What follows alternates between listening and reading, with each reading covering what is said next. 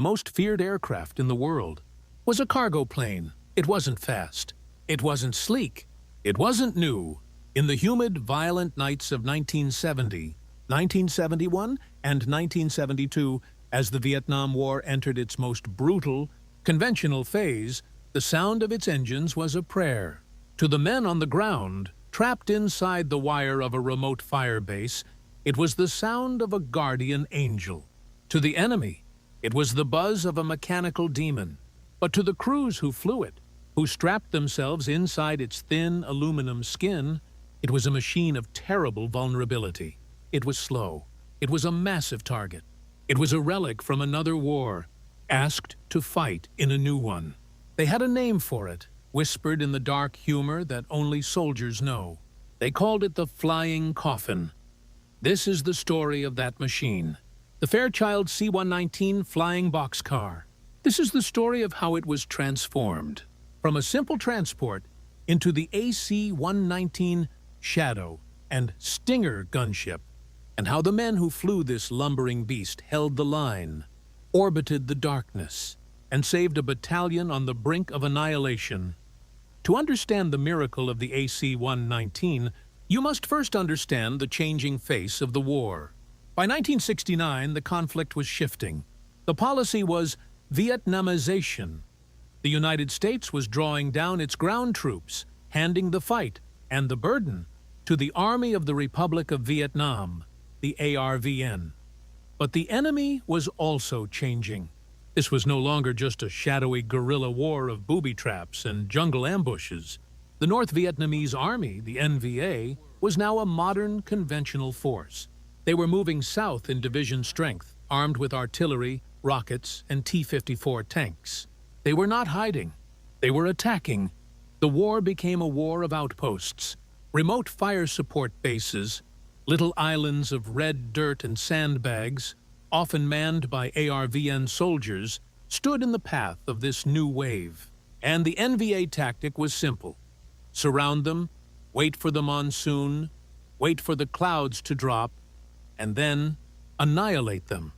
When the clouds were low, the fast movers, the F-4 Phantoms and the A-7 Corsair IIs, were blind. They were too fast, too high.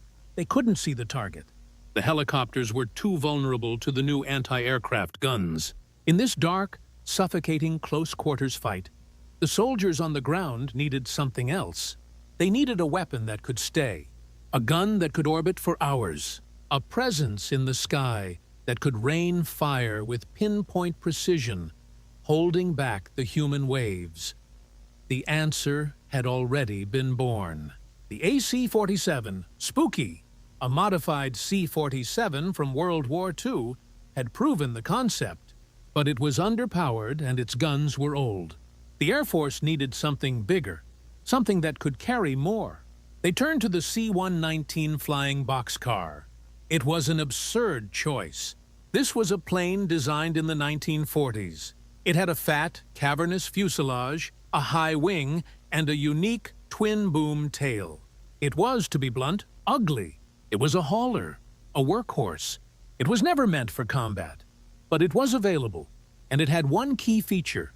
It could fly slow. It could loiter. The engineers went to work. They took this empty box and filled it with teeth. This was the birth of the Shadow and the Stinger. Let us go inside the machine. It is not the cramped, high-tech cockpit of a fighter. It is a rattling, hollow metal room. The air is thick with the smell of hydraulic fluid, hot electronics, and old oil. The floor vibrates with the deep, resonant drone of two massive, 18-cylinder radial engines, the sound of a bygone era. In the Shadow model, the AC-119G, the cargo bay was transformed into a lair. Mounted in the left side fuselage were four 7.62mm Go-2-Tuadu-A miniguns. These were not machine guns. They were electric, rotating cannons. Each one could fire 6,000 rounds per minute. Together, they were a buzzsaw.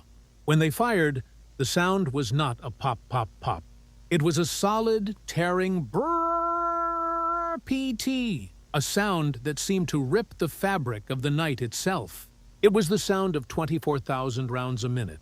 a red waterfall of tracers pouring from the side of the plane, striking the ground with such density that it was said they could make the jungle bleed. But the enemy adapted. They brought in armor, they brought in tanks, and so the Shadow evolved into the Stinger, the AC-1119K. They kept 2 of the miniguns, but they added 2 20mm M61 Vulcan cannons. These were the guns from the F-4 Phantom. Each one fired high-explosive incendiary rounds, each the size of a man's thumb. The sound was different, a deep, percussive thump-thump-thump-thump that shook the entire airframe, a sound of judgment. This plane could kill a truck. It could kill an artillery piece. It could kill a tank. But this firepower came at a terrible price. The vulnerability of the AC-119 was profound. To fire its guns, all of which were fixed to the left side, the pilot could not fly at the target. He had to fly around it. He had to enter what was called a pylon turn, a slow, steep, continuous left-hand bank. The plane would, in effect, pivot around a single point on the ground. For the men on that point, the gunship was a guardian, but for the pilot, it was a nightmare. Imagine this. You are flying at 3,000 feet. You are slow, perhaps 150 miles an hour. You are in a predictable circular orbit, and on the ground, every NVA soldier with a 51 caliber machine gun, every 23mm, 37mm, or even 57mm anti-aircraft crew knows exactly where you are. They don't even have to lead you. They just have to point their guns at the circling, roaring sound in the sky. This was the terror of the Flying Coffin. The plane was a target. Its skin was thin aluminum. A 51 caliber round could rip through it like paper. The crews were not young fighter jocks.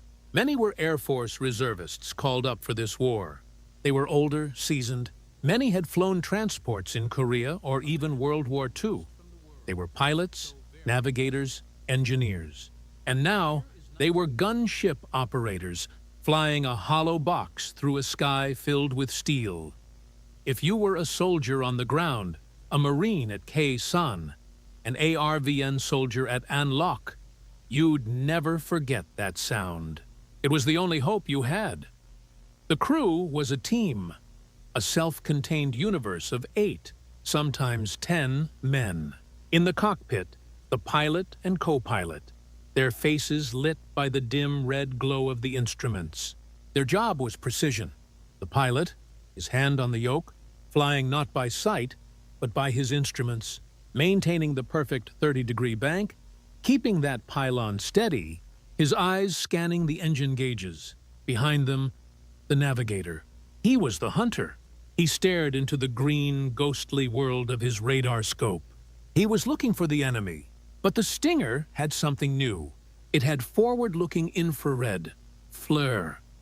It was a camera that saw heat. In the cool night, a truck engine, a campfire, a tank, or even a column of men. They would glow a bright, ethereal white. The navigator would find the heat, mark the coordinate. Then, the gunners. There were 2. They lay on their stomachs, their eyes pressed to a periscope-like sight, looking straight down. They would acquire the target the navigator had found. And then, the pilot's voice over the intercom, calm, steady. Gunners, clear to fire. There was also the illuminator operator, or I.O. He was the stage manager of the battle. His job was to drop flares. He would kick a massive parachute-equipped flare out of the cargo door. It would ignite with a blinding magnesium-white light, turning the midnight jungle into a ghastly, flickering daylight, exposing the enemy for the guns above. And in the back, the flight engineer, managing the complex, old engines, and the radio operators, their ears tuned to the desperate voices on the ground. Now, let us place this crew, in this plane, in the heart of the storm. The place is in Loc. The year is 1972, the Easter Offensive. The NVA has thrown 3 divisions at this small provincial capital, a city that stands on the highway to Saigon. If An Loc falls, the South falls. It is a siege of medieval ferocity. The city is surrounded. The ARVN defenders are fighting block by block, house by house. They are pounded day and night by 130mm artillery. T-54 tanks are rumbling in the streets. The ARVN 5th Division is trapped. They are heroic, but they are dying. The clouds are low. The monsoon is a wall of water. The fast movers are useless. The only thing that can help is the gunship. A call goes out. Call sign, Stinger 4-1. We are being overrun. NVA in the Citadel. We need you. We need you now. At Bien Hoa Air Base, the klaxon sounds. The crew runs to their plane. It sits on the tarmac, massive, ungainly, leaking oil. It is Stinger 4-1. They climb inside. The pre-flight check is a rapid, professional murmur. Engines start, one by one, with a cough, a cloud of blue smoke, and then a deafening roar. The plane, loaded with thousands of rounds of ammunition, with flares, with a full tank of fuel, lumbers into the black, rainy sky. The flight north is tense. The cabin is dark. The men are silent, each lost in his own ritual of preparation. The pilot, Captain John Ryder we'll call him, his eyes on the horizon, which is just a darker shade of black. The navigator, his face already buried in the hood of his scope. They arrive over An Loc. The world below is a nightmare. The city is on fire. The flashes of artillery are constant, like a broken, angry strobe light. On the radio, there is only screaming. The ARVN commander, his voice cracking with panic and resolve. They are on us! They are on us! Tanks. 3 tanks, north of the Citadel. We are finished! Captain Ryder's voice is the opposite. It is the voice of a surgeon, calm, cold, precise. Roger and Lockheed, Stinger 4-1 is on station. IO, drop a flare. Let's see what we've got. In the back, the illuminator operator shoves a flare out the door. It pops. The world below ignites. The crew sees it. The ARVN commander wasn't lying. 3 T-54 tanks are buttoned up, their machine guns flashing, grinding over the rubble. A human wave of NVA infantry is right behind them. Navigator, you have the targets? Affirmative, pilot. I have the heat. I have the tanks. Gunners, copy the coordinates. Stand by. Ryder banks the heavy plane. The left wing dips. The city pivots below them. He is entering the orbit. He is now the target. Instantly, the sky erupts. The NVA are not just grunts. They are prepared. Green tracers, the color of the 23mm guns, begin to arc upwards. White tracers from the heavy 51 cals. They are coming from the tanks, from the tree lines. The air is suddenly full of them. They look lazy, floating, beautiful, and every single one is a death sentence. The co-pilot calls them out, his voice tight. Tracers at 6 o'clock, low. Tracers at 9 o'clock, high. Ryder holds the turn. He is steady. Gunners, he says, his voice flat. Targets acquired. Clear to fire. Fire. The gunner presses the trigger. The world dissolves. Thump, thump, thump, thump, thump. The entire airframe shudders. The 20mm Vulcan cannon opens up. A stream of high-explosive shells, invisible to the crew, leaps from the side of the plane. Down below, the world explodes. The first tank, struck by a dozen rounds, detonates. A bright orange-white flash. The turret is blown clean off. Target destroyed, the gunner says, his voice pure adrenaline. Shifting to target 2. Thump, thump, thump, thump. The second tank is hit. It stops, trailing smoke. The infantry wave behind it scatters. They have never seen this. They have no defense. But now, the NVA gunners are angry. They have the plane's altitude. They have its speed. The sky fills with fire. A shell explodes just off the right wing, rocking the plane violently. A whump that they feel in their chests. Then the sound. The sound every crewman dreads. A metallic tink, tink, tink, tink, tink, like handfuls of gravel being thrown against the fuselage. It's shrapnel. It's .51 caliber rounds. They are walking the fire right across the plain. A red light flashes on the pilot's console. "Fire, starboard engine! We have a fire!" the co-pilot yells. This is the moment the Flying Coffin earns its name. The procedure is clear.